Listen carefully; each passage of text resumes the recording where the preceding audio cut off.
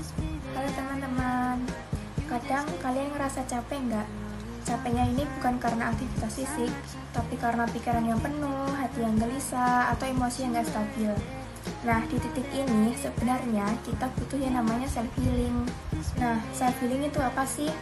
Self-healing itu adalah proses penyembuhan diri dari tekanan emosional atau psikologis yang dilakukan secara mandiri tanpa langsung bergantung ke psikolog atau terapis. Biasanya ini dilakukan dengan cara yang sederhana, kayak menyendiri sebentar, bercerita ke teman, atau mendekatkan diri kepada Tuhan. Self-healing itu apa sih? Self-healing itu adalah proses penyembuhan diri dari tekanan emosional atau psikologis yang dilakukan secara mandiri tanpa langsung melibatkan psikolog atau terapis. Biasanya dilakukan dengan cara-cara yang sederhana, kayak menyendiri sebentar, curhat ke teman, atau mendekatkan diri kepada Tuhan. Dalam dunia psikologi, self-healing termasuk ke dalam mekanisme coping, lebih tepatnya emotion focused coping. Artinya, seseorang berusaha untuk mengelola emosi negatif yang muncul dari situasi stres supaya bisa merasa lebih tenang.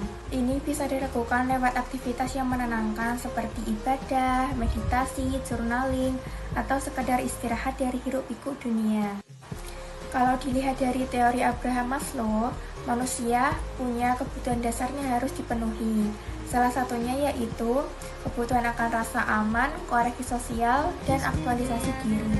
Nah, ketika hal-hal itu terganggu, kita jadi gampang stres, cemas, bahkan kehilangan arah.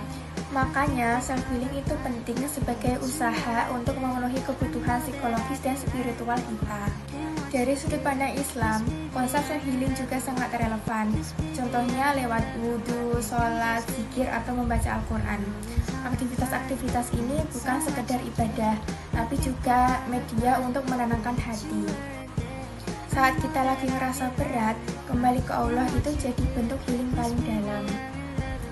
Al-Quran bahkan menyebutkan dalam surat Ar-Ra'd ayat 8 yang artinya, hanya dengan mengingat Allah lah hati menjadi tenang.